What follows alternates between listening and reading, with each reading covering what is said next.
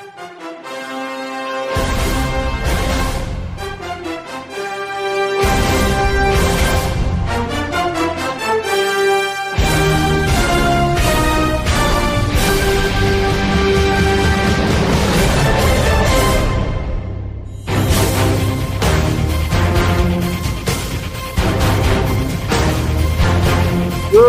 Tuesday night from Waynesville, North Carolina. The David and Chuck Show. Good evening, David Crompton and Chuck Fiebernetz. Mr. Chuck Fiebernetz, all the way down in Winston-Salem, North Carolina.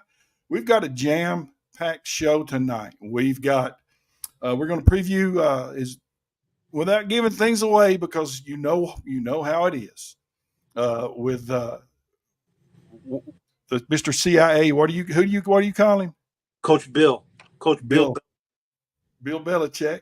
We're gonna talk Tuscola. Polk. Should be a really good football game down there in Polk County, and we've got a really special guest. I'm really excited to introduce in just a moment.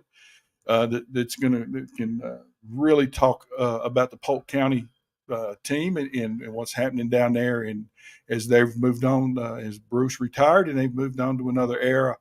And man, I love Bruce Allis, but that's a me thing. But we're going to talk SEC football tonight, and we're going to have a guest who is one of the premier experts in this of Southeastern Conference football, Dave Hooker, formerly of the Knoxville News Sentinel, formerly of ESPN. He's got his own thing going now, and we're going to talk detail and talk about the SEC, not the stuff that we've talked about recently, Chuck, but we're going to talk actual football. That'll be kind of good, wouldn't it? That's great.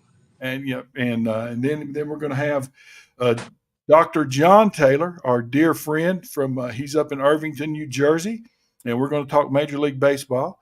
And he's going to be able to talk about Seattle and the Mariners. And let's see if he doesn't, if he can survive our conversation, because he is one heck of a fan. But he's the most negative, positive fan I've ever met. Does that make sense? And wishy-washy is what we call him. That's it. And so anyway, how's your week gone so far since we talked on Saturday? Excellent. Everything's good. Everything's good. Getting ready for the weekend. Got another week of high school football before we kick off into, September, the start of college football. So that pads on. Then a week after that comes NFL, and we're full. We're at it now. Yep. And and on Thursday night, on our show Thursday night, we'll talk a little bit more about the Mountain 7, Week 2 Mountain 7 than tonight. Tonight we're going to talk about the Mountaineers and the Wolverines. So without further ado, Chuck, and I'm talking to two men that were former sports editors at the Mountaineer here in Haywood County. Mr. Andy Reinhardt from Canton, North Carolina, is our special guest. Let's see if we can bring Andy on here and see if he can join our show tonight. Oh, my goodness. Hello, Andy. Hey, guys. How are you? We're well. I hope you are. I am. I think there's some kind of internet rule against having two former Mountaineer sports editors in one place. So I hope we don't break anything at this point. So, well, your sister Carrie's awesome. Yeah. Well, she thinks the same about you. So it's a pleasure to be on here with you. So one fan. So I will tell you, number one, thank you for taking the time, Andy. Sure. And because I just called you out of the blue. So I appreciate the heck out of that. And I know that Chuck does. And when we talk about Tuscola, a lot of the stuff I kind of take a step back because, most of the people that are watching us, they understand that, my relationship, that's my son. So, I'll talk certain things, but mainly, Chuck gets into the details and the nuts and bolts of the schedule, the team, the tendencies, and the stuff like that. So I'm going to kind of turn it over to Chuck for a minute. I'll be a traffic cop as we go. And Chuck, kind of get us started so we can figure out where we are and let everybody know what to look for Friday night. Andy, this is probably one of the most intriguing and rare matchups this Friday night, because you got a guy who was a college center 4 years at Clemson and has probably 10 years total coaching and playing in the NFL and at the college level, and that's in Dustin Fry. And then you got Jonathan Crompton, who played at Tennessee and played 4 or 5 years in the NFL and then to the CFL. And so I suspect this is going to be one of them. These teams are going to be well coached coming into this game. What can you tell us that would be all right with Coach Fry about Polk County?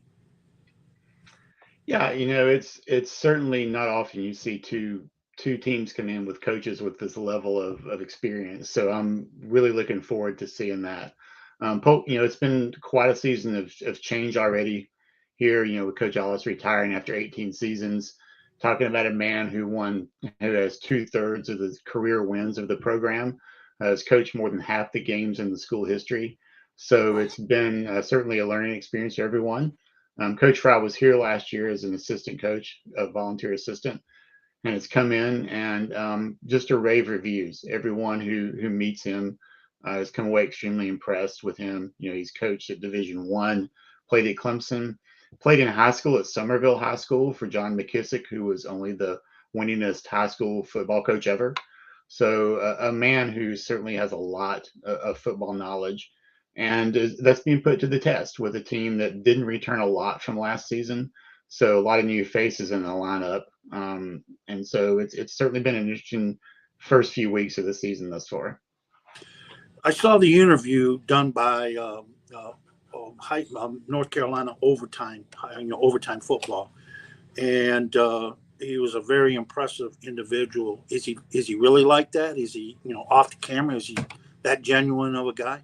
He really is. Coach Allis told me when he was hired that he, in 43 years of coaching football, he's the smartest football mind he's ever met. And that's high praise coming from Coach Allis. Just a super nice guy, has really embraced this community. He moved here in large part because one of his kids is autistic, and he found an elementary school in the district they really liked. And that's why they chose to settle here. And he wants this to be his home, and has just really embraced the community, and the community has embraced him so far. So it's certainly been a really warm relationship to this point. He'll tell you that he's 1-0, so it's always a good relationship at that point. But he is just as impressive off camera as on. That's good. What can you tell us? We're all up here looking at Antonio Simpson, 6'5", 185 receiver, only a junior, got great hands. Great kid, type of kid. Yeah, he's actually a senior. I think he got listed wrong on a roster somewhere, but he is actually a senior. Has a chance to be what we believe is the first player here to have 2,000 career receiving yards. He's about 200 short of that number now. Set the school's single season record a year ago. Extremely athletic kid, and when he's motivated, he's extremely hard to stop on both sides of the ball. Quick, a lot of leaping ability. So he's always a handful. He's obviously, with a team that didn't return a lot of weapons from last year, he's obviously the go-to target. Coach Fry calls him his GoDaddy, and he'll be the guy that they'll definitely look for a lot. He's a great run after the catch kind of player. So it'll be interesting to see how Tuscola's secondary, who played so well last week, does against him this week. What number is he? He's number 1. Okay, I just want to make sure people There's know. there's not a lot of 6'4" kids on this team, so he definitely stands out. What is it like when Friday night lights go on at Polk County High School and you got a home football game? What's that environment like? Yeah, it's certainly maybe not a Haywood County type of environment, because what is, there's not much like a Haywood County crowd. But, Polk County is a small school. It's a 1A school, although have been playing 2A for the past couple of years and now back to 1A. The community comes out like anywhere else and supports the team. a lot of people around. It's going to be warm. It's going to be extremely warm down here. The high Friday is supposed to be 96. Unlike the mountains where you get that cooling at night, we don't get that quite as much here. So it'll be humid and hot. But like I said, it's a community that's we had a really good turnout last week. I think there's a lot of buzz around the team this year because of Coach Fry. A lot of people want to see what it's going to be like after Coach Allis being here so long. So it should be a good crowd here Friday night. And a lot of people really curious to see how Polk County stacks up against Tuscola. So, well, speaking of that, that was the next question I had for you. Do you by chance know in the last 5 games, dating back to Doug Brooks, what Tuscola's record is against Polk County? I don't think they've ever won, correct? And that 0-5. Yeah. Tuscola's beaten Polk County. Yeah, I wasn't doing Polk sports then, but the last game down here is kind of legendary here. There was a lightning storm. The game got delayed. It didn't finish till almost midnight. So you talk to anybody who's been around this program for a while and mention the lightning game, they immediately know what game you're talking about. Yeah, there's a lot of anticipation. I think people around the program know it's going to be quite a challenge. There's a lot of respect for the Tuscola team that's coming in here, and certainly the result from Friday night I think really reaffirmed that respect. So they know it's going to be quite a challenge. Certainly much more tougher, difficult than last week. So if the folks coming from Waynesville down to Polk County High School, is there a certain place where the visitors need to be parking? Good question. Yeah.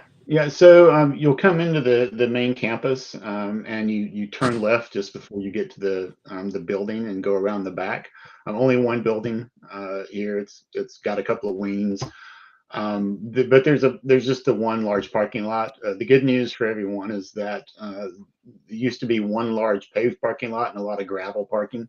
All that got paved this summer, so there's now paved parking everywhere, which has been really nice. So you just pave and park there and walk in, and it's just the one lot. Is a concession stand.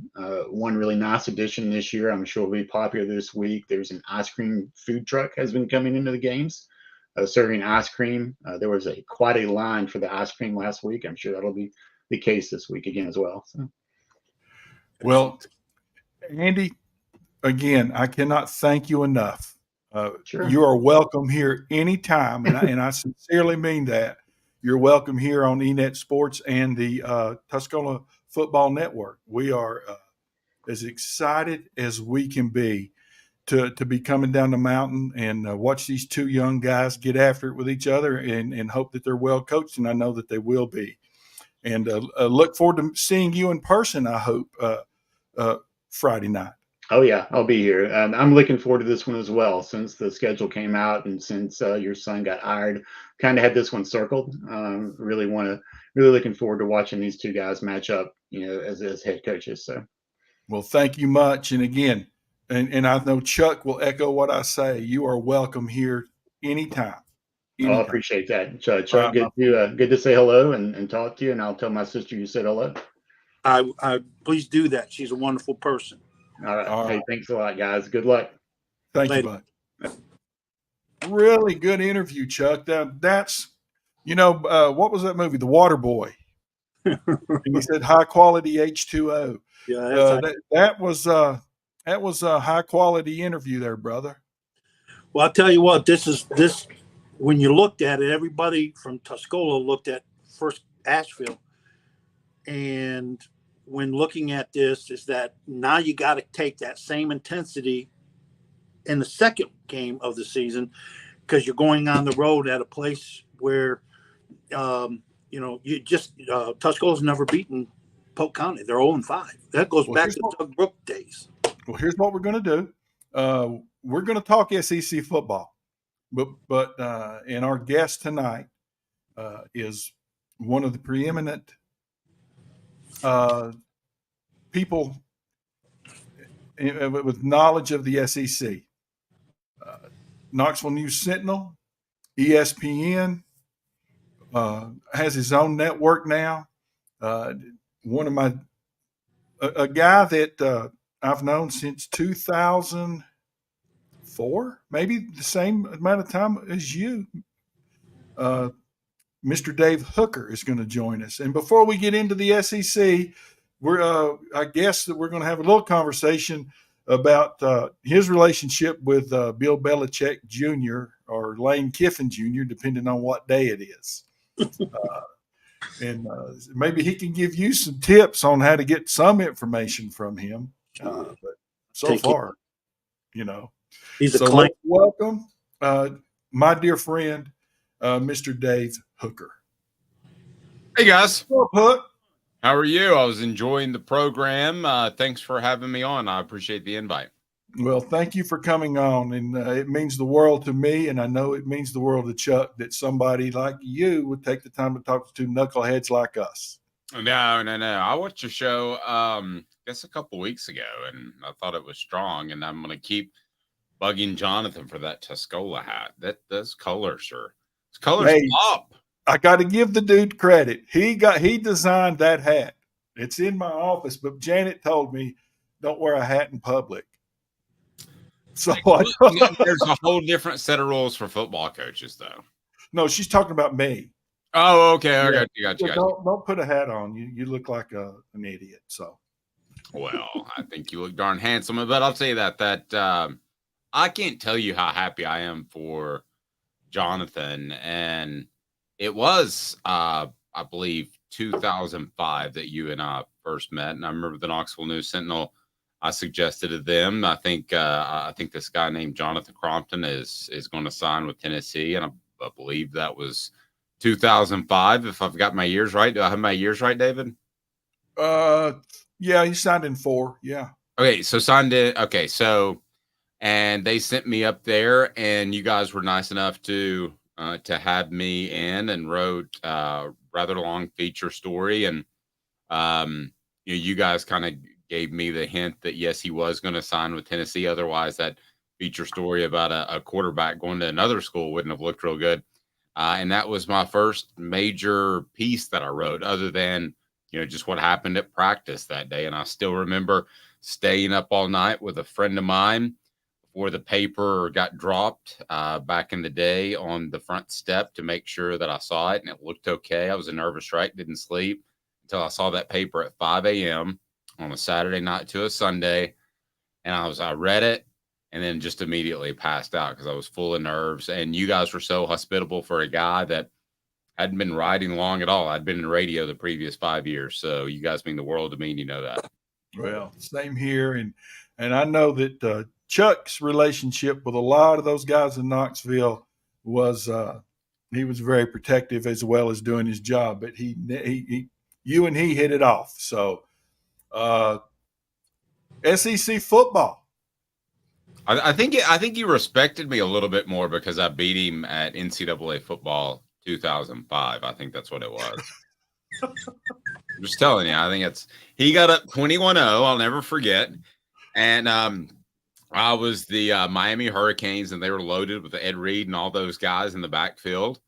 And he picked Tennessee, and I got a couple lucky picks and flipped it and won 28-21. So I think that was it. And I think there was a sense of, hey, I kind of like this guy as he drove me back to my hotel room from your house that night. That's it. Hey, let me ask you real quick before we get into the 2023 SEC football.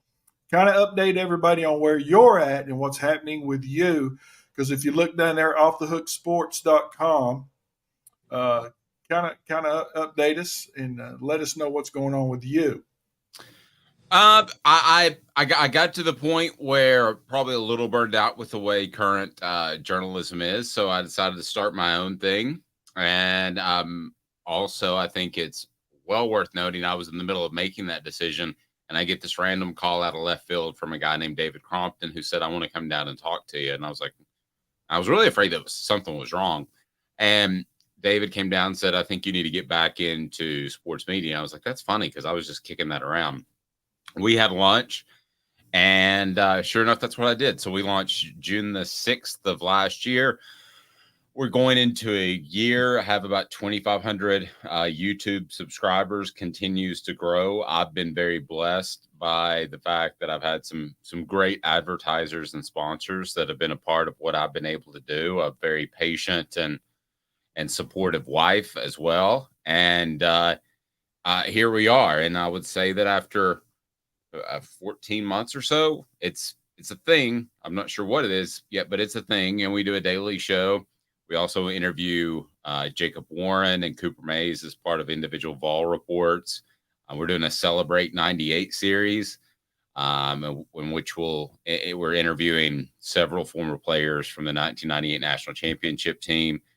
David Leverton, we're going to have on tomorrow, the punter who tackled Peter Warwick in the National Championship game. And I don't even think I've told you this, David. I've got my Celebrate 98, The Untold Stories of the 1998 National Championship Tennessee Volunteers book that comes out next week. So finished that up. So been a lot in a year for sure. Outstanding. And I'll send you a book. You got a book for free coming your way. How about that? How about it? I'll read it. Yep. I hope you like it. It's not just a rundown of the season. It's about some of the bonds, and being a football guy, I think you'll really appreciate it because that was a really tight team before NIL, before transfer portal. You were kind of stuck, and they were kind of broke, and it's just I think it's a really good story of brotherhood. I hope I did an okay job of relaying it. Outstanding.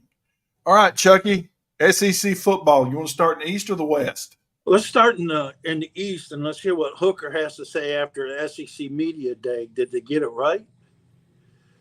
I'm sure they picked Georgia. You know what's funny about that is I can't remember exactly who they picked because we're always wrong. Like literally, I think of in the history of SEC Media Days, there have been about I guess about 35 since they used to do the Skyriders tour where they'd fly everybody around, but the predictions are pretty much always wrong. So I'll tell you where I would have it. I would have Georgia number 1, followed by Tennessee number 2, probably South Carolina number 3. I'm not crazy about South Carolina, even though they finished the season off the way they did.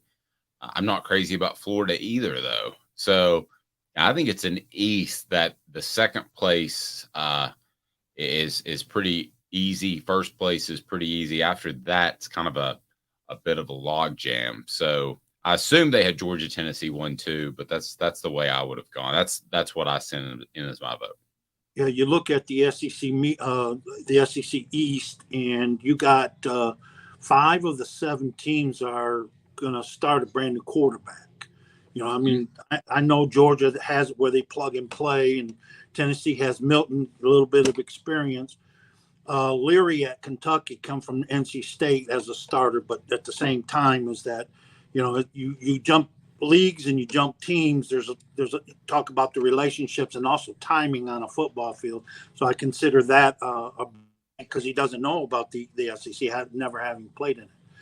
So when you have that, it looks to be, you get past Georgia and Tennessee, it has that feel like it's going to be a real top-heavy division in the SEC.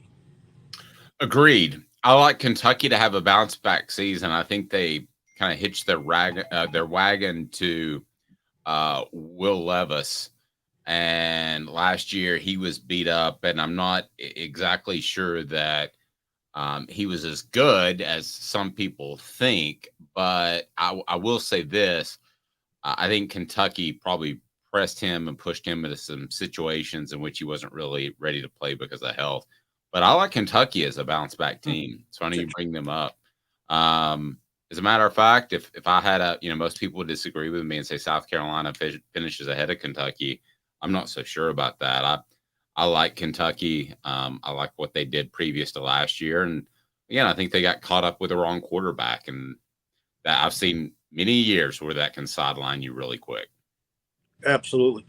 Out in the West, they have Bama, LSU, and then A&M and Ole Miss followed behind them. But how do you see the West? Just right off the cuff, how do you see the West from your eyes and from your seat? I'm very, very interested to see Alabama because they're kind of going backwards in terms of their philosophy a little bit. They want to be more ball control like they were originally. And then, they've won championships in two different ways. They've been ball control and they've been spread under Lane Kiffin. So I'm interested to see what they do. The West is full of great storylines. I think Alabama wins it fairly easily, but if you look at LSU, they won it last year, and Jaden Daniels has another year. So I think that was a little bit of a fluky win when LSU beat Alabama, but LSU will eventually win at least if not multiple championships, I believe, under Brian Kelly, because that is the easiest place to recruit to. There's a ton of talent, and the kids want to stay home more than any other school or more than any other state I've covered. So then you have Texas A&M that I think will be better. I don't know that they're going to be elite, and they're paying to be elite. And obviously you have what's going on at Auburn with Hugh Freeze. It's very interesting. So a lot of great storylines in the West, maybe better than the East. But I would take Alabama 1, LSU 2, which might fly against the popular opinion, but that's kind of where I am right now. Well, question, do you have any idea about the, any rumors or stuff like that from the SEC expansion? Is there any expansion talk, or are they just all quiet on the conference front? Well, it's quiet, but that doesn't mean anything, because if you remember, a lot of people went to SEC Media Days 2 years ago, and then suddenly it was almost like Greg Sankey said, hold on, I'm at the podium, I'm doing a press conference, but I got to take this call. Okay, we're out in Texas and Oklahoma. I mean, it's basically how the thing went down. So it's quiet, but something's going to pop soon. The ACC is trying to break that thing up. There are a lot of schools that don't want to be in that conference any longer, but they're tied into a long-term contract situation. So, yeah, I think at some point there's going to be another shift. We saw a shift this offseason. And if I'm the SEC, the team, let's take Notre Dame off the table, because nobody knows what they're going to do, and everybody would like to have them. But if you take them off the table, I think the SEC cannot let North Carolina get away to the Big Ten. And I think the Big Ten has interest there. Also a strong academic school, which fits their MO, not to say that the SEC's not. And I don't think you can let Florida State get away. And, Clemson, Miami, the Big Ten, what's scary about them, if I'm the SEC, there are no borders. When you go get Southern California and UCLA, I mean, a year ago, if I told you that Miami could be a Big Ten team, you'd say Dave's been drinking before the show. But now with no borders, that wouldn't surprise me, and they'd get another big TV market. So yeah, I think there'll be another round of expansion. And I believe North Carolina is the team that the SEC has its eye on most realistically. But man, that ACC contract is tough to get out of. They've tried. Well, let me ask then, because this is something that we've talked about, and Chuck and I have talked about for years. Of any school in the country, there's one to me that stands out that is an SEC school. And that's Clemson. Mm-hmm. Yep. Now, if Clemson stays in the ACC, I don't see Carolina going. Now, maybe I'm wrong, but I'm more inclined to think that everything revolves around Clemson and that football program. And I think the future of the ACC depends on what happens there more than what happens in Tallahassee. Now, Chuck and you might disagree with me on that. And Chuck's really good with the ACC. Can I go option C maybe? I think it has to be somewhat majority rules, because they basically have to dissolve that conference to get out of the contract that they're in until like 2035. They pay just an enormous financial penalty. They should have never signed that agreement, all individual schools. So they've tried to get 8. They need to get 8 together to get out of it. And I'm told they've gotten 7. So whether it's Florida State or Clemson, whoever leads the charge, they need to get another team on board to blow that conference up. And then at that point, you're going to see, I believe, those teams get picked apart, and you're going to see some teams like maybe an NC State not really have a home. And I know some people, traditionalists, hate that, but I maybe do. they are. You hate I it? think it's garbage. Yep. And again, when I say this, I'm not being critical of you, but this is a discussion we had, I think, 2 weeks ago, Chuck. Right. You say the word teams. I say school. Oh, yeah. Because we're losing sight of the fact that this is supposed to be academic institutions, Right. not some junior NFL sports league. But I know that ship is double A baseball. It's not supposed to be double or triple A baseball. Yeah, but that's kind of what it's turning into. Because I go back and again, I look at NC State. I look at Wake Forest. I look at Virginia. Or Tobacco Road. Look at Duke. You're going to destroy these places, or am I wrong, Chuck? I mean, you are the ACC guy, right? Cut my teeth on the Big Ten. Surprised at how the Big Ten is acting.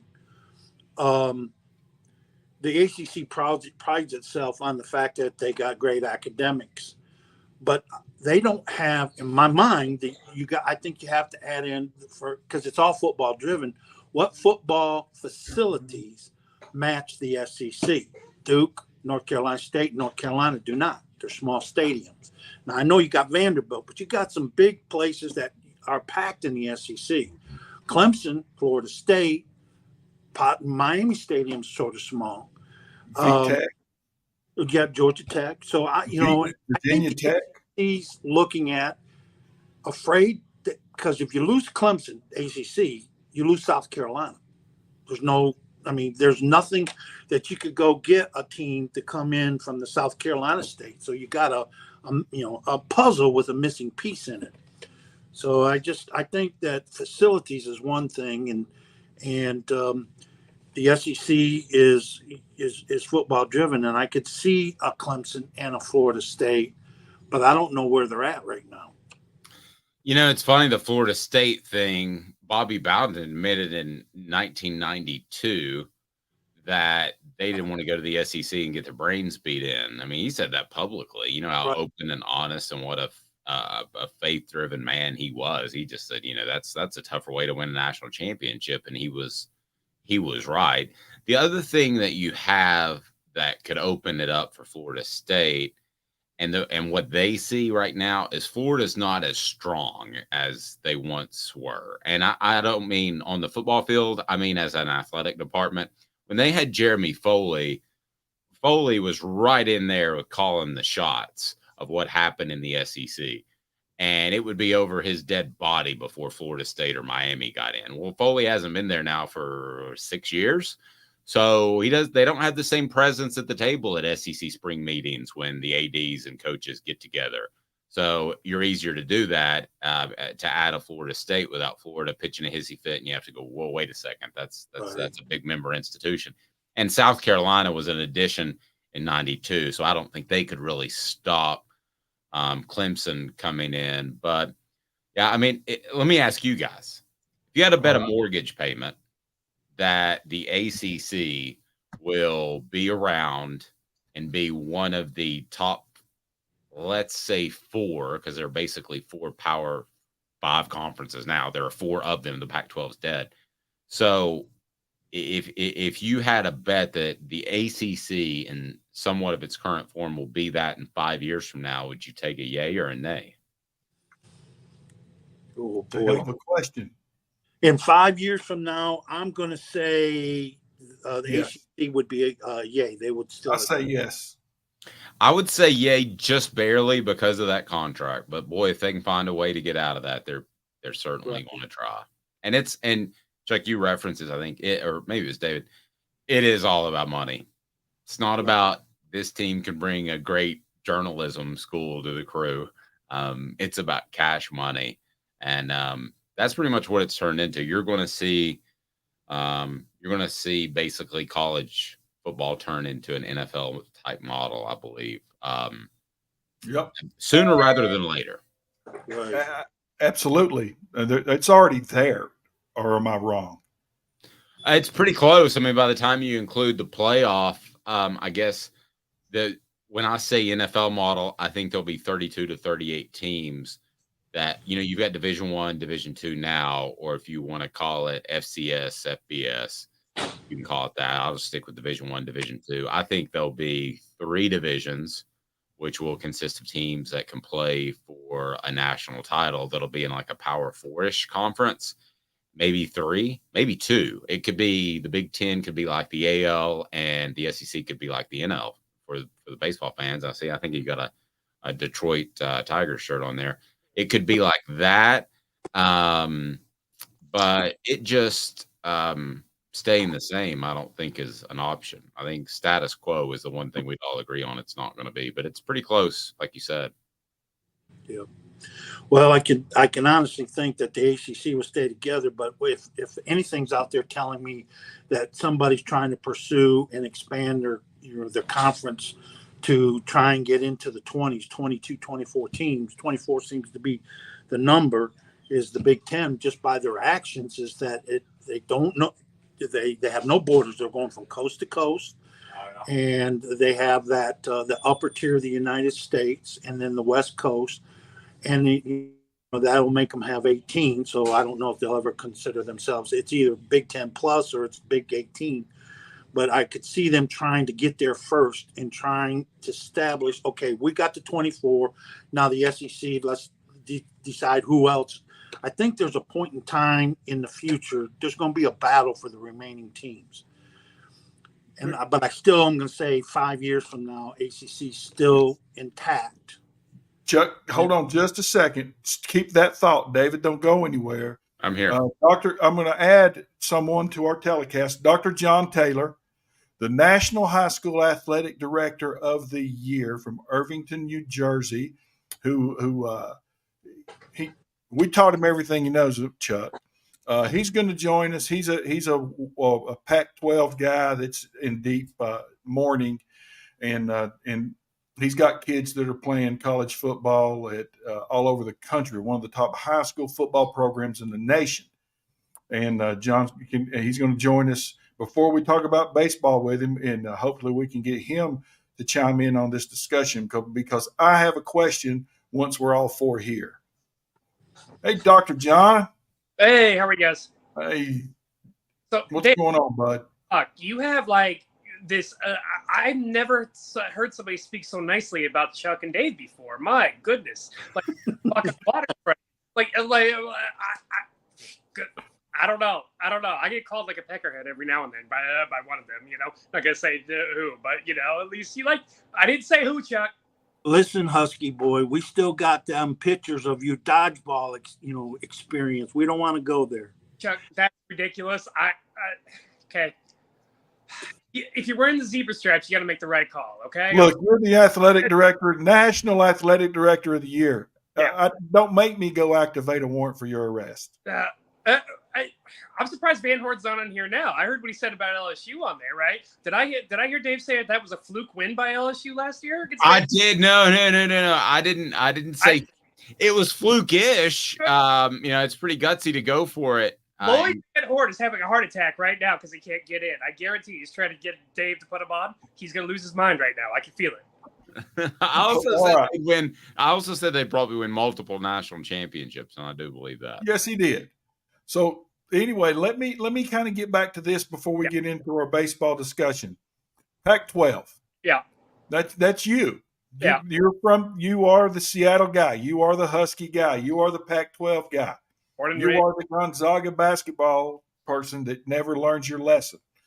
But anyway, what do you see as the future of West Coast athletics, especially those 4 teams? Yeah. But hold on real quick because I've still got some COVID brain. I want to ask this question of Dave and Chuck before you answer that. What's the future of Vanderbilt in the SEC? What's the future of a Wake Forest in the ACC, who I think need to be where they are and don't need to go anywhere? And I know that Chuck and I have had strong debate about Vanderbilt. And basically, he's saying, hey, baseball's what's keeping them around. If it wasn't for baseball, so I'm going to throw it to you two real quick and talk about the Wakes and the Vandies in particular. John, you want to go first? Yeah, go ahead, knock it out. Yeah. Go ahead, Dave. Oh, me. Okay. Sorry. I think that Vanderbilt, being one of the original members of the SEC, is fine. I don't think they're ever going to get jettisoned from the SEC. If there's a super conference, all bets are off. But I think they're fine. Also, Nashville is one of the biggest television markets. I think it's number 2 behind Birmingham in terms of viewing college football. So even though there's not a big Vanderbilt fan base, there's a bit of a transient fan base that roots for different teams. So that I think the SEC likes being in Nashville. Wake, if this thing goes where I think it's going to go, they're not going to be in great position as far as from a leverage standpoint to get in a mega conference. And I think that would be incredibly, incredibly difficult. And I think they'll be one of the first teams left out if the ACC dissolves. Damn. Agree with that. I think it would force Wake Forest to go the route of the independent. I mean, because I don't think when you have these super conferences, what's left over? You also got to we can't be going East Coast, West Coast stuff and north to Minnesota down to Texas. You're just going to have to play, Wake, I think, could be fine where they're located, that they could have a 12-game independent schedule.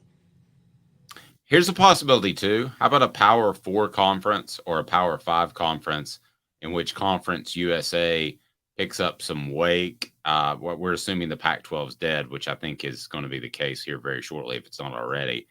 And then a Mountain West being the 5th conference. That gets you to a Power 5 again. So I think that's a possibility. I think there's a lot of advantages to having a Wake in a conference. So maybe a Conference USA picks them up. Just I would even suggest not a Conference USA, but a Sun Belt conference picking up Wake, and maybe picking up about 4 teams that would enhance the Sun Belt conference, because it's for the most part you're geographically located in a prime area. You're all within the I guess you call it the southeastern section of the United States. So I would see a Sun Belt.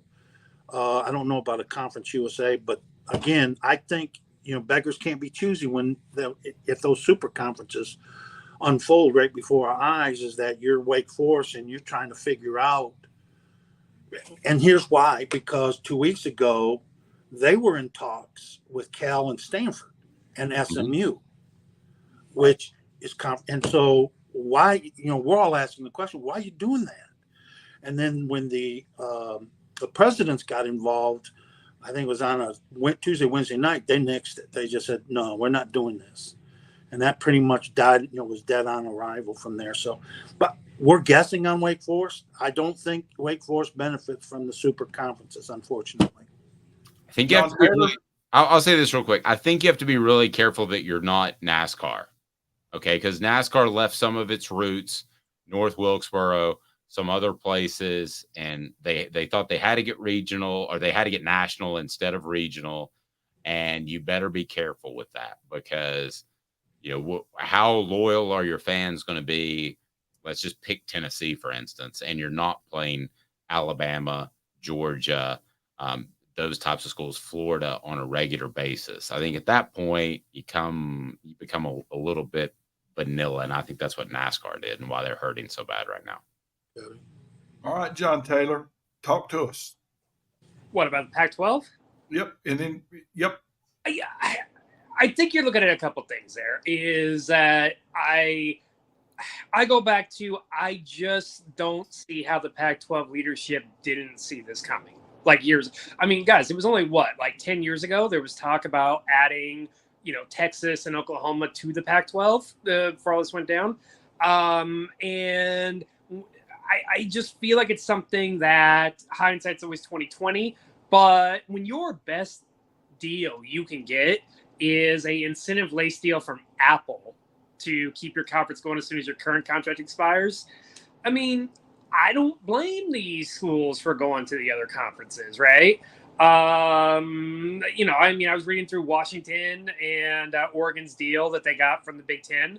Okay, cool. So, they're going to make relatively about the same as they will until 2029.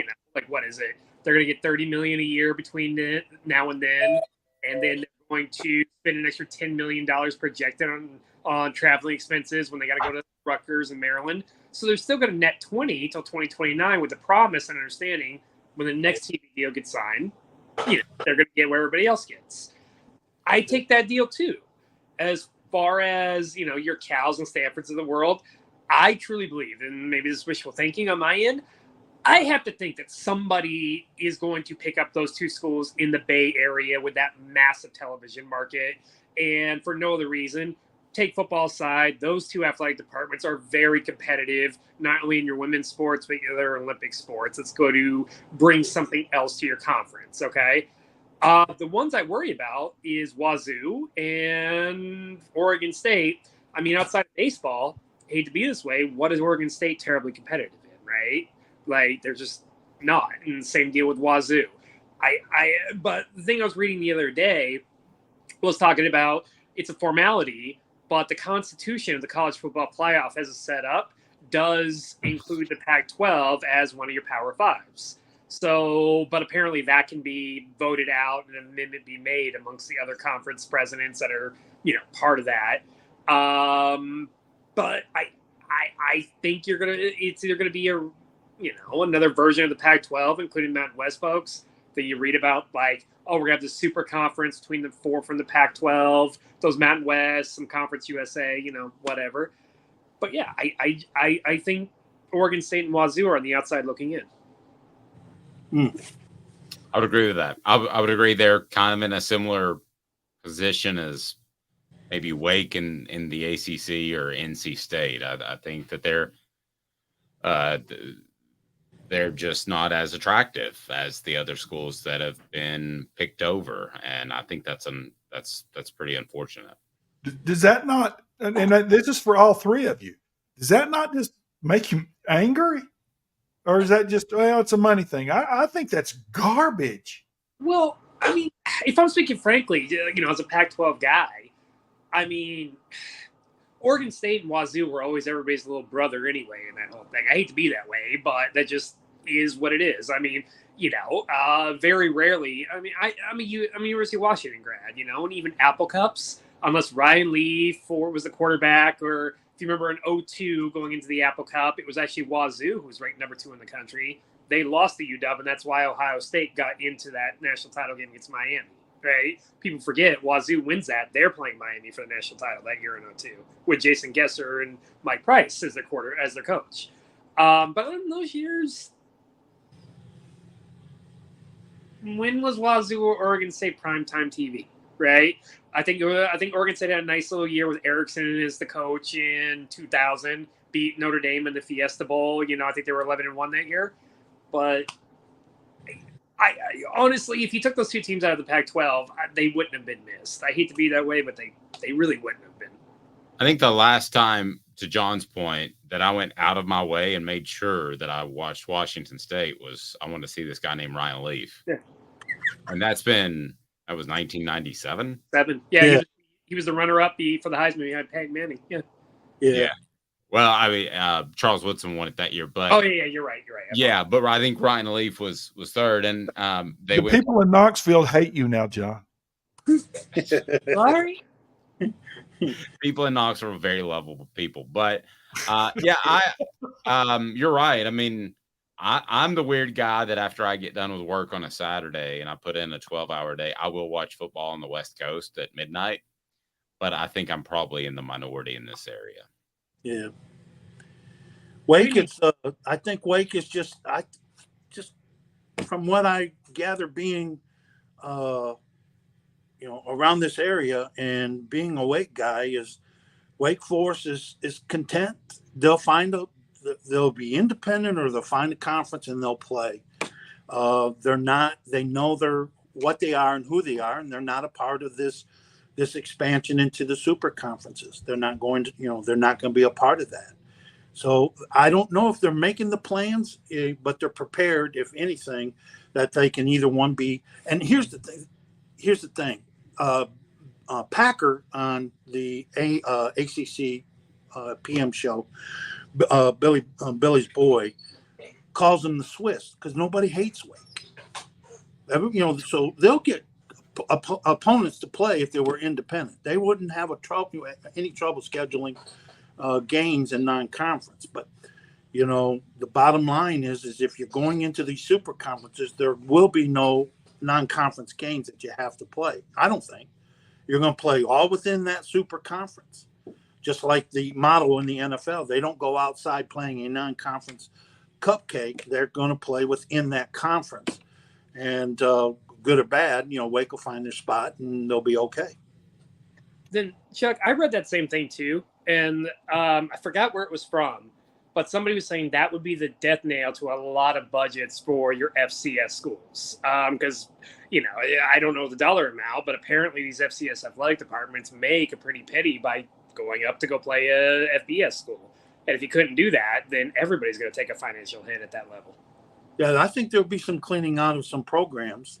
And that is, in reading that, is that we're always thinking about the top, who's going to be in what super conferences, the little guys. David had a lot of coverage the last 2-3 years on Mars Hill, and they're hanging by a shoestring, and that's a D2 school. And so the landscape of outside the super conferences I think will dramatically change. Wake is a very wealthy school. They got a lot of money, got a lot of donors, research grants, on and on. So bottom line, Wake will be fine, but a lot of other schools will not be. Well, let's do this before we let Hooker go and we start talking about some baseball. Talking about Wake Forest real quick, Dave. Yes, sir. I need you to know that one of the most remarkable things, and I'm being very serious when I say this, one of the most remarkable, Chuck, what word am I looking for here? You know what I'm fixing to talk about. Talking about Dave Clawson? In a million years, I would not have give you a dime for Jonathan and Clawson to ever not be in the same city, much less sit down and become friends.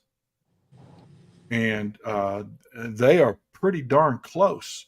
Right. When Jonathan needs to speak to someone about, what do you think about this?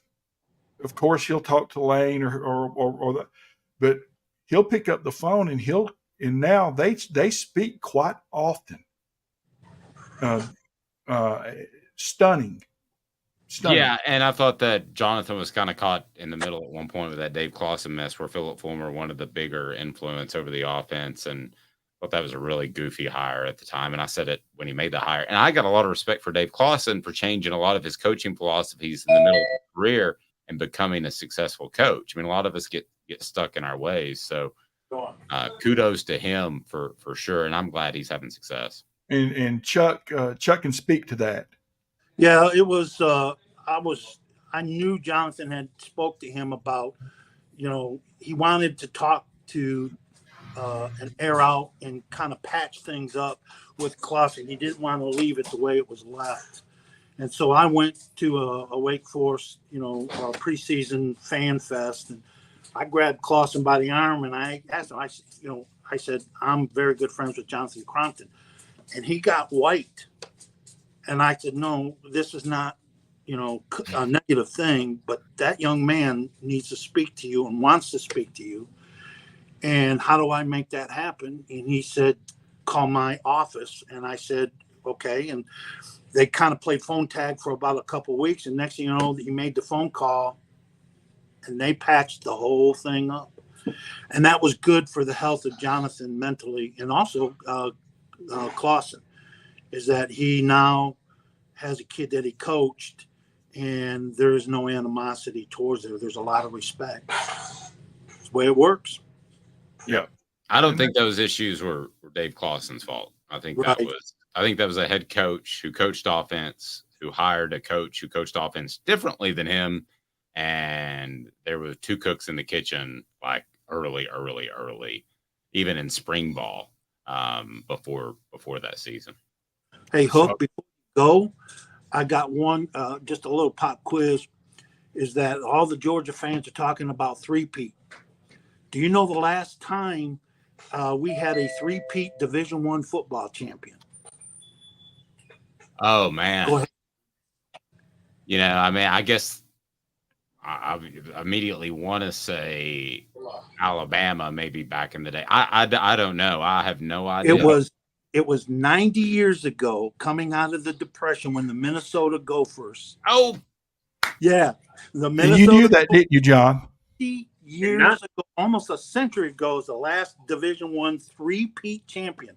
Georgia, just saying, hey, Georgia. Yeah. Chuck just fell down. Yeah, that's right. Chuck fell down there for a second. No, I didn't know it was Minnesota. Somebody asked me that trivia question. I knew it was a team kind of out of left field, but So you can ask that tomorrow on your show. I'll throw that out there. You tell them that Chuck. So Dave, I know that we're bottom feeders compared to what you do, but brother, you are always welcome here. You are family to me and my family, and man, thank you for taking the time tonight. I certainly appreciate it, and I know that Chuck does. And heck, we're gonna move on here and talk a little baseball. If you want to stay and talk baseball, that's fine, but you let me know. So, but I would be able to provide absolutely zero to the conversation, so There I'll you go. probably bounce. But please give my best to the family, your daughter's family, Yes. Janet, and tell Jonathan I might be giving him a call. I wanted to use him as an analyst, but he's probably going to be a little bit busy with this football team he's got going on. But yeah, I'm so happy for him. He's going to be an excellent coach. He's going to win at a high level there. There is no doubt in my mind. And I thought about you, and I'll say this real quick. And when you set this up earlier today, there's two reasons Jonathan will be very successful. Number one, he's very bright and knows football. That's one. You gotta know that, or have somebody on your staff that does. He knows it.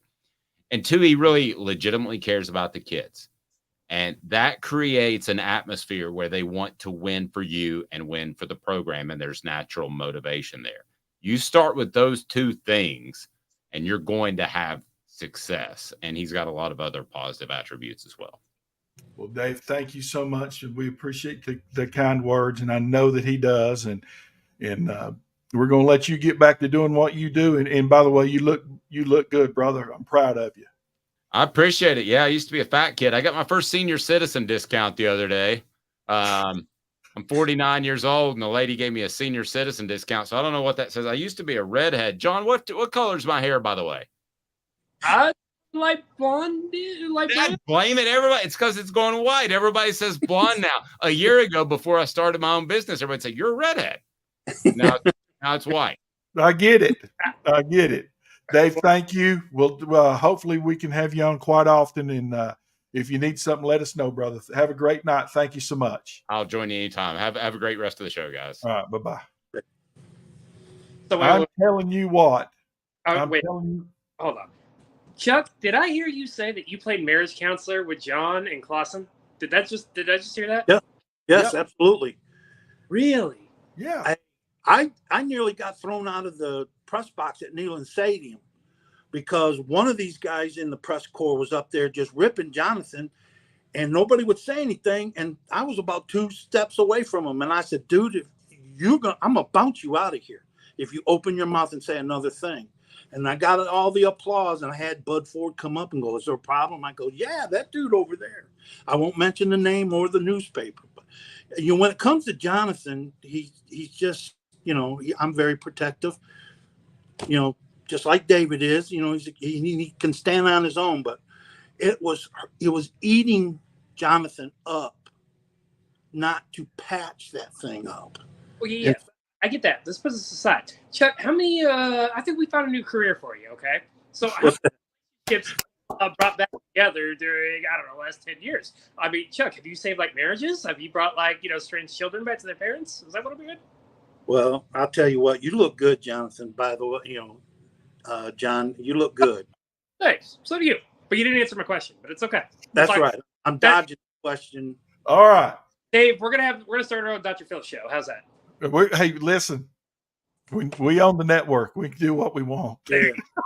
But let's talk about your Mariners. Yeah.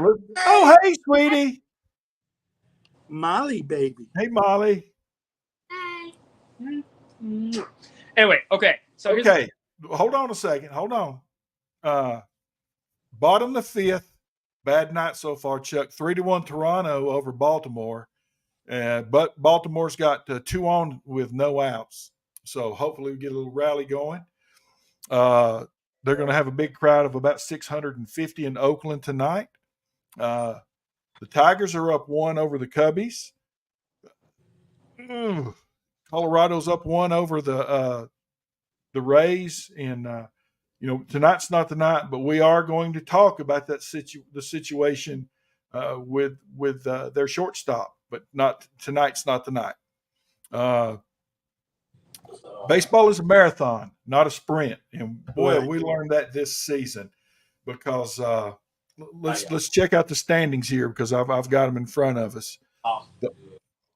Let's start in the West, the American League West. Wow, Seattle has just come from they were back there with the Angels at the trade deadline. As a matter of fact, weren't they a game behind or 2 games behind the Angels at the deadline, Chuck? They might have now. Yeah, they're 9 games ahead of them. Right. 2 games out of first place. And if the season ended today, they are in the playoffs. But I believe they're going to win the American League West.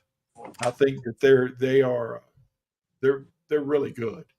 And Cal Raleigh is playing great baseball from Cal Kobe. Played on our upstart American Legion post 47 team. Was a sophomore, junior, and senior. Played 3 years before he went off to Florida State. And we got Mason Fox from Pisgah that played at the initial year and went on to play travel ball. But he was a local kid that's in the minors too. Tommy John surgery, they converted him to a pitcher, so he's right now on the shelf. So a lot of kids went off to play college. We're excited about Cal. And the Mariners doing for the Mariners, yeah, and I think they're DHing him more because catching was he's catching a lot and it was wearing him down. But I tell you what, when you're a power hitting and can swing from both sides of the plate, a switch hitter, Cal. I've seen Cal from the right hand side put some bombs out there over the fence. So he's I think a leader on that team. And I think that, he's been bred for this and the pitching that the Mariners are getting, coupled with they're getting consistent hitting, and they got Julio Rodriguez hot, probably one of the hottest hitters in the history. I mean, because he was like 17 hits in 4 games or 5 games, and he was going for a record. Well, get him hot and else. The thing I'm doing, Chuck, I'm listening to every word you say, but I'm also looking at John Taylor's face. John, he wants to go ahead and say it, John. Say it now. Say it out loud. You're out of your mind, Chuck. Okay, there's absolutely. Listen, okay, you don't know what it's like. Hold on. Stop. What team do you root for? Mariners. Okay, now continue. You're out of your mind, Chuck, okay? You don't know what it's like to be a Mariners fan, okay? Okay, so having said that, I have seen this rodeo before, okay? I've seen the credits roll on the movie, all right? So let's talk about my life, okay? So pre-Griffey, we can all agree the Mariners were abysmal. They set baseball back 50 years, right? And all I get from you guys is, but their 1980s logo with the pitchfork looks amazing. Oh, really? You can have the pitchfork, okay? Like those teams with Alvin Davis and Harold Reynolds, god awful. Okay, I'm not having it any other way. All right. Then I got to deal with like these contingent of like Mariners fans who are like, "Where are my pilots? Where are my pilots?" The pilots lasted 1 year and they became the Milwaukee Brewers. So Bug Selig, whatever. Okay, and those Milwaukee people, I don't get it. All right. Having said, okay, then all of a sudden we get Griffey, and it's like, whoa, okay. And on a side note, okay, like I live in Jersey now, which Jersey considers themselves like mostly Yankee fans, which I don't get because New York doesn't like Jersey. That's what I've come to find out here. Okay, they don't get but yet they're all, like I get people around who's like, oh, if Griffey had been like a Yankee, oh, he would have been a much bigger star. What? The man was the first guy to have his $1 million shoe deal, and I'm not done yet. Okay, the guy had his own video games named after him. He had the highest selling jersey in MLB 3 years of the 90s. 3 out of 10 years of the highest selling jersey, and he had the #1 selling jersey overseas in Japan, which is baseball crazy. Stop it, man.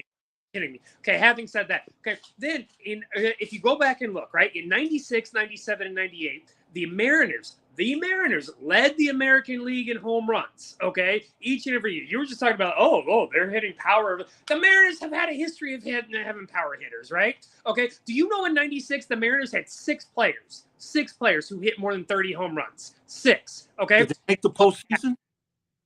I'm not done. Make the postseason? What's that? When's the last time they made the postseason? Last year, but we're not talking about that. Okay, now having said that, all right, and then all of a sudden 2001 comes around. Okay, so in the 90s, who'd we have on one team? We had Griffey, we had A-Rod, we had Edgar, we had Randy Johnson as the ace. Okay, and that. I'm sorry, baby, I love you, but Papa Chuck's got me fired up. Anyway, okay, all right, and then they can't even get past, like, they made the ALCS in like 95, okay? And that 95 team was the worst of all the playoff teams that they were ever in. The worst, okay? They had much better teams in the subsequent years in the playoffs, okay? And then they got back to the ALCS in 2000, lost to the Yankees. Then 01, no more A-Rod, no more Griffey, no more Randy Johnson, but they won 116 games, set the all-time wins record. I'll make you a deal. What? The Mariners win the AL West. They win that division. You send David and I our rings, our state championship rings that we've been looking for 2 years. Listen, I'm not done yet. Okay, now, having said, okay, all right. Then in 2004, here's a stat for you. Okay, do you know that the 2004 Seattle Mariners were the first MLB team to lose 100 games with $100 million payroll? Do you know how hard that was to do in 2004? If you remember, they signed Adrian Beltre that year and Richie Sexton as free agents, okay? What did they do in Seattle? Nothing. They were awful, god-awful. And then Adrian Beltre... Another question. What? Where are the Mariners going to relocate their franchise? You better stop that. Now, like the Supersonics? You're a bad person. Like...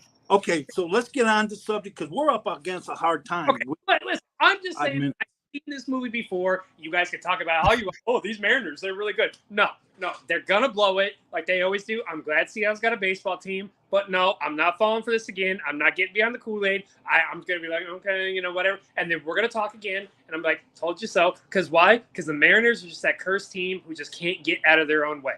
Okay. I think he's wrong. Are you okay? They're going to overtake Texas and Houston. Yes. Yes. I think he's wrong. Yes. The Mariners are the best team in the American League West. And not hitting. But I don't think that the Mariners cannot, I think, God, I can't believe I'm saying this. Yeah. Our Orioles might be the team to beat. Right. I can't believe it. Think about that. There has been no slump out of the Orioles this year. None whatsoever.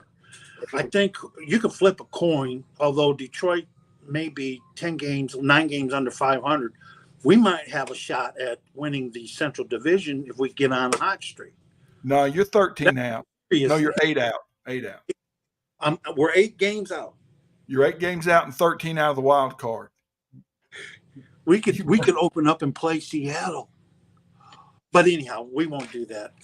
Anyhow. Baseball with the Lions are to football. I'm just telling you right now, okay? But so I'm not listening.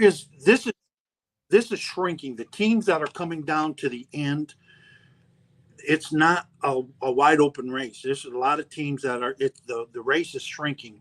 Yeah. And I'm totally surprised at what is, Boston still lagging behind, and what is happening in New York is fine with me. I'm a Yankee hater, I'll admit that. But Absolutely. there's a story in baseball every year. And I can remember a Colorado team that won 22 straight. This Mariner team, and look at the next 9 or 12 games they've got. They're teams under 500. This is set up for a Mariners run, and it could be a great story to the end of the season. I do seriously believe. I understand your frustration, but this could be the year that could set them straight. They've got all the pieces, but they're hot.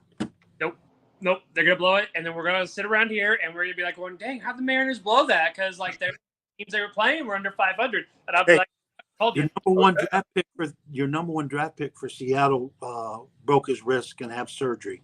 May not even play this year. The kid, Najib from Ohio State. Curse is starting. See, told you. Seahawks. That's okay. You got the Kraken. We got the Kraken. I mean, you could have the Supersonics, but they're in Oklahoma. You know what the low point in my life was? I don't know if you, but in 2008, ESPN.com published an article. It was on the front cover, and it said Seattle was the worst sports city in America. Okay, you can still find it. Okay, so think about this in 2008. Okay, so lost to Sonics. Tyrone Willingham's Huskies were 0-12. Okay, Right. It was Mike Holmgren's last year as the coach of the Seahawks, and they went 4-12 in the last year. Okay. Right. Seattle, I believe, lost right around 100 games. Maybe it was more than that. I don't know. I can't remember. That 08 team was really bad. God, they were awful, okay? The only thing we had to celebrate, the Seattle Storm, I believe, won the WNBA title that year. See, there's always a silver lining. Stu Bird was my silver lining. Actually, I like it. We love you. Are you okay, John? Up there in New Jersey. Are you okay up there in New Jersey? Yeah, it was fine until Chuck got me started up on this. But Molly said I had to be nice, So, I'm flying out to Portland tomorrow, so that'll be fun. Yeah, you're flying out to Portland because you started the girls flag football high school, and your team is the 2-time state champion in New Jersey? Playoffs this year. So our first year we made the state title game and we lost. The second year we won the whole thing. And then this last year we lost. We got upset in the playoffs. That's all right. But no, it's cool. The NFL and Nike, they do this thing called the Kickoff Classic. This is the second year of it, where they're full bore behind high school and college girls flag football. And they invited 4 teams from around the country to Oregon to go play at the Nike headquarters. And games are going to be on the NFL Network, and we were one of them. So we're flying out tomorrow to go play. Hey, awesome. Coach Kaiser said, "Keep up the faith, Jonathan." He just texted me. Tell Jonathan, keep up the faith. I love Coach K. Hey, are you ready for Friday Night Lights up there? You got you have a perennial power every year. You compete for a state championship every year. You've got Division I kids all over the country. Actually, what's cool is, so we're a public school. So, public school, you take who's in your neighborhood, right? So last year we had a kid, Don Schuler, who's at Notre Dame now. And he played in the All-American Bowl like John did, right? We just got the notice the other day. We now have a second student player who got selected to the All-American Bowl, Vabu Torre. He's committed to Penn State. So that's really cool because you don't see public school programs with 2 players in 2 years. Heck, 2 players in 20 years get to be selected to the All-American Bowl, and we get 2 years in a row. So, that's cool. But, we're opening up on Friday, 7 o'clock, and the polls just came out. We're ranked number 10 in the country, or in the state. So, see what happens. Hey, can I make a statement? We're going to put a name in the face, but when Jonathan got the job and he walked in and his equipment room was depleted, you immediately came to the rescue. We talk about what you did. This is Dr. John that sent a care package to Jonathan, which included what?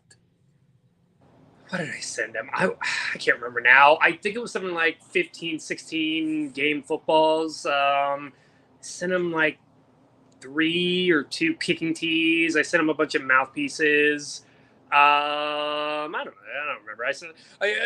Basically John was in a tough spot a little bit in that for those unaware, the way kind of school budgets work is I don't care what state you're in, all school budgets work off fiscal years. So he doesn't have access to any funding until like July 1st. Okay. And one of the consequences of COVID and this manufacturing problem we're still running into, there's not enough leather in the world to go around to get footballs ready for you if you're ordering it to July 1st. So he was in a bind. And so went out there, collected some stuff for him. And I was just like, here you go. And like he told me, he was going to be fine once training camp started in August, but we all both know the work that you put in July and the early part of August is just as important as the stuff you put in September, October, November. Right? I think Tuscola, all of Tuscola fan base, thanks you for that. Absolutely. And Yeah. I mean, sincerely, thanks. Irvington High School in Irvington, New Jersey. You can call people, you can send them a letter, whatever. But this is the man right here that came immediately to the rescue and bailed Jonathan out. And the next morning, it wasn't a week later. It was overnighted, and I don't know how because he called me and said, "Dad, we have a football now." Yeah. Well, you know what? It's one of those things where, like my mom always told me, I don't get into, my friend doesn't like this person, so, I'm not going to like him. No, I always deal with people in the way that they deal with me, and I think we don't agree. My interactions with John, he's always been nothing but very kind and very nice to me. If you guys remember back when I had the TV show, he came out on a day's notice. And the producer of the show was like, yeah, we would love to have him, right? And he just got drafted, if you remember. He didn't have that much time in between going to training camp and getting drafted. He still came out to my school and worked with my kids. And I know that was Too Fat for 15. Yeah. There's an episode with John on there. And it's just stuff like that where, I felt like he went out of his way for me, always went out of his way to be kind to me. So he needed some help, and I was in a position to help him. So there you go. Well, if you need anything, these people down in Haywood County will help out too, specifically the Tuscola people for what you did. Okay. But you could send a couple of receivers, running back. No, is this being recorded? You got a kicker? Yeah, we got. Yeah, they got a kicker. Yeah. Yeah. You need a kicker? Let's work a trade out. You call my secretary, we'll work a trade out. Yeah. You know what's crazy though? Okay, here's the thing I don't get about our school. So last year I had 106 players on the football team. 106. I got barely under 60 this year, but I got 101 players who came up for soccer. I was like, what world do I got more soccer kids than I got football kids? I just didn't see that coming. Well, it's an expanding sport now. Well, let me ask you this, and then because we're going to get out of here in just a minute. In or out? Baltimore. In. Tampa. In. Out. Ooh, I don't mind that. I don't mind Blue that. Jays. Huh? Blue Jays. Out. Oh. I take that back now. I forgot about them. Tampa's in. Blue Jays are out. My bad. Okay. Red Sox are only 4 out in the wild card. Red Sox. Out. The Twins win the division. Nobody else from the AL Central is getting in the playoffs. Rangers. We're still alive. Rangers. Out. What? Yeah, I'm gonna say Rangers are out. I'm going to say Houston is in. Oh, Houston. In. Oh yeah. Seattle in. Out. In. Out. No. Okay. Okay. Atlanta in. In. Phillies. Ooh. They're 3 up in the wild card right now. They're gonna hold that. I'm gonna say Yeah. Okay. Miami. out. I don't see it out. No. The Brewers are In. Yeah, I'm stupid. Now, here's where it gets weird. And Chuck and I had this debate. I think 3 teams from the NL Central are in: the Cubs, In. the Reds, In.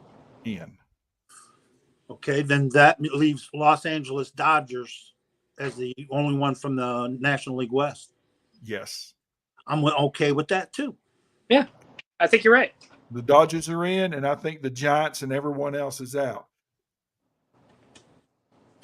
I think this August grind, I'm seeing a lot of tired players. And you have to look for these streaks, these teams that are putting streaks together. Seattle is one. Baltimore is consistent, just stays consistent and plays at near a 620 pace. Atlanta, as strong as Atlanta was, they were rolling. They were putting streaks together. They're tired. They're resting players. And they're putting out pitchers to save some arms. Winans pitched the other night. I'm like, who is this kid? And they were just throwing, arms to the wolves and saying, go, eat up all the innings you can. Atlanta may be tiring at the wrong time. I would hate to do that because, we had that second half of that bet as far as National League winner, pennant winner is Atlanta, and then Baltimore's our American League winner. Cha-ching. I'm thinking about taking Washington and betting on them as a long shot to win the national title, Washington Husky. John, advice? Penix? Or they'll blow it.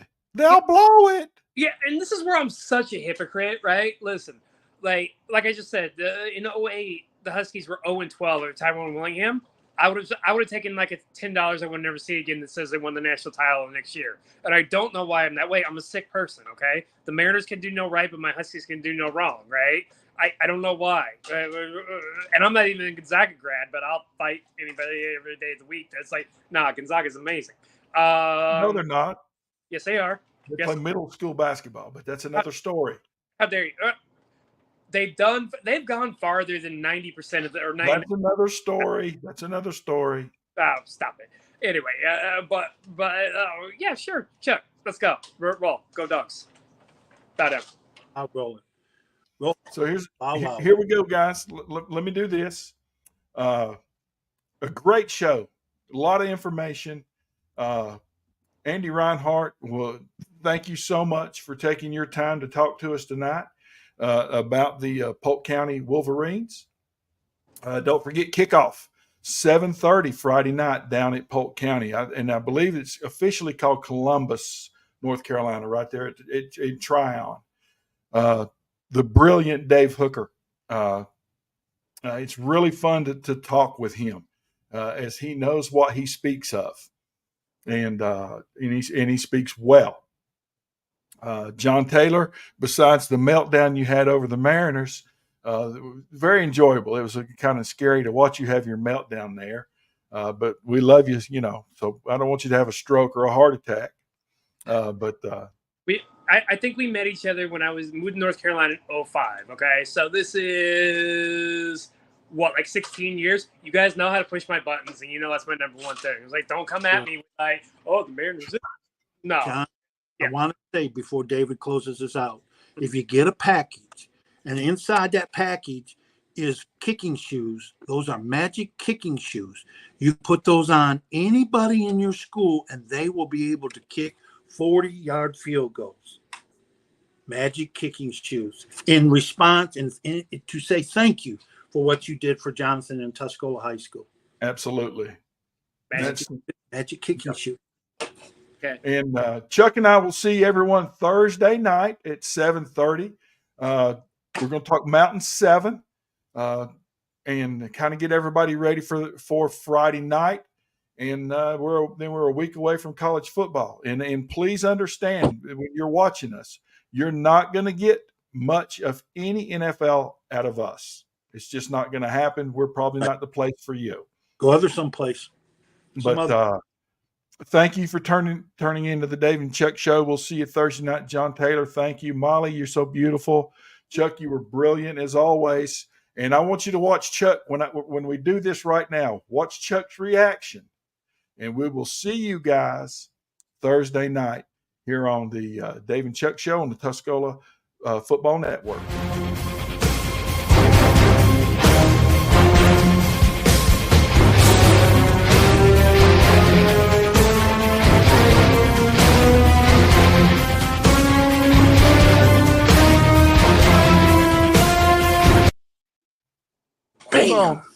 Hold on. We got to get that one part for you, Chuck.